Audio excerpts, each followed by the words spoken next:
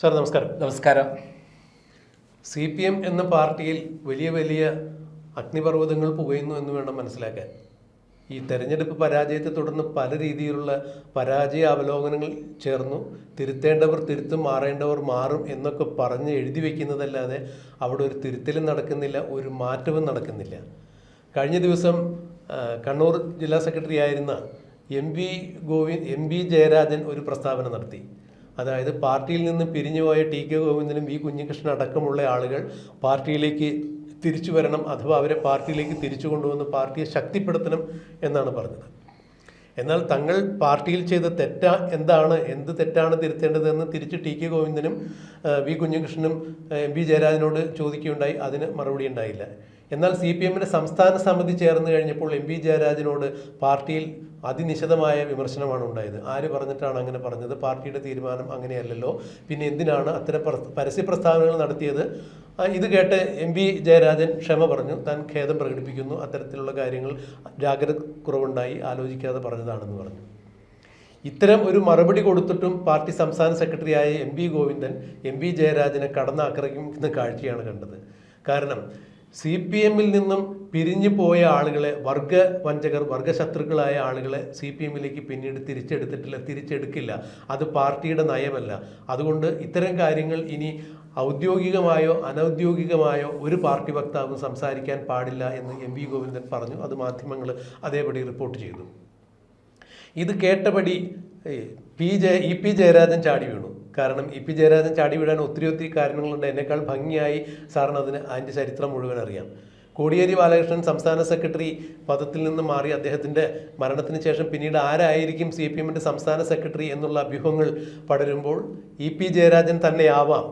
EP Jayarajan MV ഗോവിന്ദനേക്കാൾ സീനിയറായ ആൾ തന്നെയായിരുന്നു. പക്ഷേ EP ജയരാജൻ്റെ seniority മറികടന്നുകൊണ്ട് MV ഗോവിന്ദനെ പാർട്ടിയിലെ സംസ്ഥാന സെക്രട്ടറിയായി പിണറായി വിജയൻ അവരോധിക്കുന്ന കാഴ്ചയാണ് കണ്ടത്. അവിടെ മുതൽ EP ജയരാജൻ പാർട്ടിയുമായി തെറ്റുന്നതും പിണറായി വിജയനുമായി അകലുന്ന കാഴ്ചയാണ് കണ്ടത്. ഇതെല്ലാം മനസ്സിൽ വെച്ചുകൊണ്ട് എന്നോണമാണ് ഇന്നലെ MV ഗോവിന്ദൻ്റെ പ്രസ്താവനയ്ക്കെതിരെ EP ജയരാജൻ അതിശക്തിയുക്തം തുറന്നടിച്ചത്. പാർട്ടിയിൽ നിന്നും പിരിഞ്ഞുപോയ തലമുതിർന്ന പല നേതാക്കളും പിന്നീട് അവർക്ക് ബോധ്യമായ തെറ്റ് തിരിച്ചു വന്നിട്ടുണ്ട്. അവരെ പാർട്ടി സ്വീകരിച്ചിട്ടുണ്ട്, പിന്നീട് ഐക്യപ്പെട്ടു പോയിട്ടുണ്ട്. എന്തിന് നക്സൽ ബാരികളായി പോയ ആളുകൾ പോലും പിന്നീട് തെറ്റ് സംബന്ധിച്ച് പാർട്ടിയിലേക്ക് തിരിച്ചു വന്ന ചരിത്രം ഈ പാർട്ടിക്കുണ്ട്. അത് തിരിച്ചെടുക്കില്ല, തെറ്റുപറ്റിയവരെ തിരിച്ചെടുക്കില്ല എന്നൊക്കെ പറയാൻ MV ഗോവിന്ദൻ ആരാണ് അധികാരം നൽകിയത് എന്ന രീതിയിൽ EP ജയരാജൻ തുറന്നു പറയുമ്പോൾ പഴയ ചില കണക്കുകൾ തീർക്കുകയല്ലേ ചെയ്തത്. എങ്ങനെയാണ് സാർ ഇതിന് വിലയിരുത്തുന്നത്? അതായത് MV ഗോവിന്ദൻ എന്ന ചതിയനെ കൃത്യമായിട്ട് അറിയുന്ന ഒരു നേതാവാണ് EP ജയരാജൻ. EP ജയരാജനായിരുന്നു സീനിയോറിറ്റീൻ്റെ അടിസ്ഥാനത്തിൽ പോളിറ്റ് ബ്യൂറോ മെമ്പർ ആവേണ്ടതും കേരള സംസ്ഥാന CPMന്റെ സെക്രട്ടറി ആകേണ്ടതും. ഈ സന്ദർഭത്തിൽ പിണറായി വിജയൻ്റെ സഹായത്തോടുകൂടി MV ഗോവിന്ദൻ തൻ്റെ എന്ത് ഇംഗിതങ്ങളും കൃത്യമായി നടപ്പിലാക്കാൻ കഴിവുള്ള ആളാണ് MV ഗോവിന്ദൻ എന്ന് മനസ്സിലാക്കി MV ഗോവിന്ദനെ സംസ്ഥാന സെക്രട്ടറി ആക്കുകയായിരുന്നു. അപ്പോൾ EP ജയരാജനായിട്ട് ഒരു ധാരണ ഉണ്ടായിരുന്നു. EP ജയരാജനെ തളിപ്പറമ്പ് മത്സരിപ്പിക്കാം, MV ഗോവിന്ദൻ രാജിവെക്കും, അങ്ങനെ EP ജയരാജൻ വീണ്ടും മത്സരിക്കും, അവിടെ നിന്ന് ജയിച്ചാൽ അദ്ദേഹത്തെ മന്ത്രിയാക്കും എന്നുള്ളതായിരുന്നു ധാരണ. എന്നാൽ അദ്ദേഹം MV ഗോവിന്ദൻ MLA സ്ഥാനം രാജിവെച്ചില്ല. അദ്ദേഹത്തിന് സംസ്ഥാന സെക്രട്ടറി സ്ഥാനം കിട്ടി, പോളിറ്റ് ബ്യൂറോ മെമ്പർ സ്ഥാനം കിട്ടി. എന്നാൽ ഈ സീനിയർ ആയ EP ജയരാജൻ ആ സ്ഥാനം ഒന്നും കിട്ടിയില്ല, മാത്രമല്ല അദ്ദേഹത്തെ എളിഭ്യനാക്കുകയും ചെയ്തു. നേരത്തെ പിണറായി വിജയനുമായിട്ട് EP ജയരാജന് വലിയ ശത്രുത ഉണ്ടായിരുന്നു. കാരണം ഈ പിണറായി വിജയൻ 2016 അമേരിക്കയിലേക്ക് പോയപ്പോൾ EP ജയരാജനായിരുന്നു മുഖ്യമന്ത്രിയുടെ എല്ലാ ചുമതലകളും വഹിച്ച് പല കാര്യങ്ങളും ചെയ്തിരുന്നു. അന്ന് കരിമണൽ കർത്തയിന് കൈവശം 25 കോടി രൂപ പിണറായി വിജയൻ്റെ പേരിൽ വാങ്ങുകയും അദ്ദേഹം അമേരിക്കയിൽ നിന്ന് ഇനി തിരിച്ചു വരാൻ സാധ്യതയില്ല, ഇനി ഞാനായിരിക്കും മുഖ്യമന്ത്രി എന്ന നിലയിൽ കാര്യങ്ങളിൽ നീക്കുകയും കേരളത്തിലെ പാറമട ലോബികളിൽ നിന്ന് അടക്കം ഏകദേശം 750 കോടി രൂപ പിരിച്ചു എന്നുള്ളതാണ് അന്ന് പുറത്തു വന്ന വിവരം. പിന്നീട് പിണറായി വിജയൻ എന്നാൽ മുഖ്യമന്ത്രിയെ അമേരിക്കയിൽ പോയി തൻ്റെ കലാപരിപാടികളെല്ലാം കഴിഞ്ഞ് അതുവരെ കട്ട മുതലുകളെല്ലാം അവിടെയെല്ലാം കൃത്യമായി സുരക്ഷിതരാക്കി അദ്ദേഹത്തിന് അസുഖമാണ് എന്നുള്ള പേരിൽ അമേരിക്ക സന്ദർശിച്ചു എന്നുള്ള അങ്ങനെ ഒരു കഥയുണ്ടാക്കി മടങ്ങിയെത്തിയപ്പോൾ കരിമണൽ കർത്ത കൃത്യമായി 25 കോടി രൂപ കൊടുത്ത കാര്യം പിണറായി വിജയൻ അറിയിച്ചപ്പോഴാണ് EP ജയരാജൻ പൈസ വാങ്ങിയ കാര്യം മനസ്സിലാക്കുന്നത്.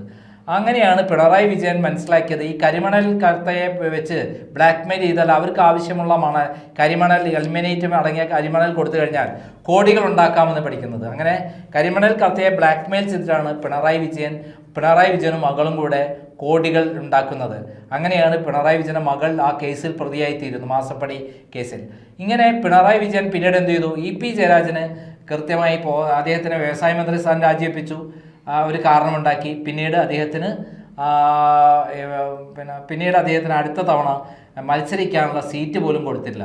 സ്വാഭാവികമായിട്ടും ഇ പി ജയരാജൻ തലമുതിർന്ന നേതാവ് എന്നുള്ള നിലയിൽ അദ്ദേഹത്തിന് മത്സരിക്കാനുള്ള അവസരം കൊടുക്കണം. എന്നാൽ അദ്ദേഹം മത്സരിച്ച മട്ടന്നൂരിൽ കെ ശൈലജയെ നിർത്തി 60,000 വോട്ട് കിട്ടിയപ്പോൾ കെ ശൈലജയെയും പിണറായി വിജയൻ വെട്ടി എന്നുള്ളത് വേറെ ചരിത്രം.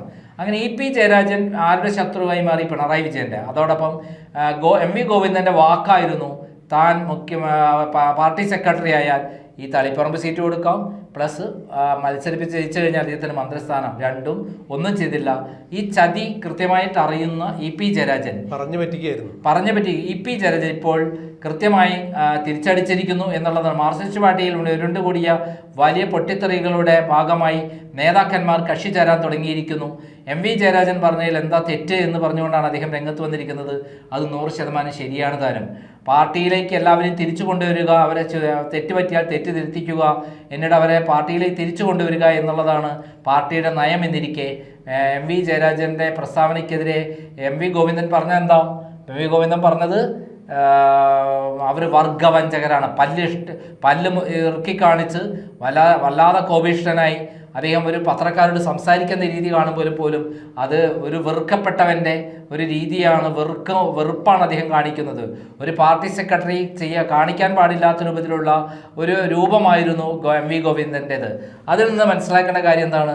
അദ്ദേഹത്തിൻ്റെ ഭാര്യ തോൽപ്പിച്ച ടി കെ ഗോവിന്ദനൻ, അല്ലെങ്കിൽ അദ്ദേഹം സംസ്ഥാന സെക്രട്ടറി ആയിരിക്കുമ്പോൾ പയ്യന്നൂർ പോലെയുള്ള ഒരു സീറ്റ് നഷ്ടപ്പെടുത്തിയതിൻ്റെ വിമിഷ്ടം അത് അദ്ദേഹത്തിൻ്റെ മുഖപ്രകടനത്തിലൂടെ കാണിക്കുകയായിരുന്നു.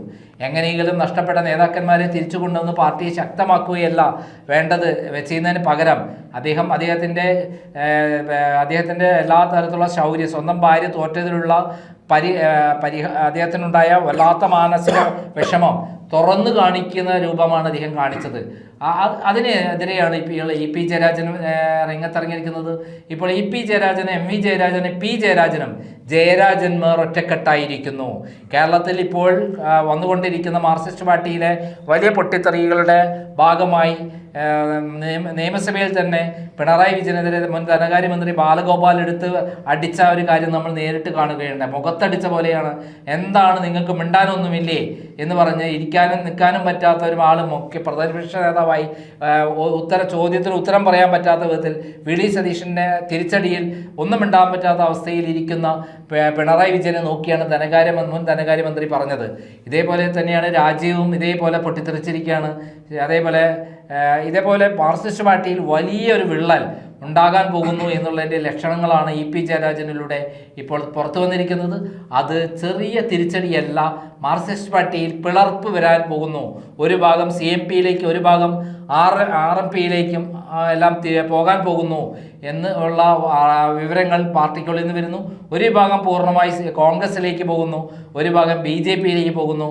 അധികം താമസിയാതെ ഈ പാർട്ടി ഇല്ലാതാൻ പോകുന്നു എന്നുള്ള ഈ അവസ്ഥയിൽ തല്ലി പരസ്പരം കലഹിക്കുന്ന കാഴ്ചയാണ് നമ്മൾ കണ്ടുകൊണ്ടിരിക്കുന്നത് ഇപ്പോൾ.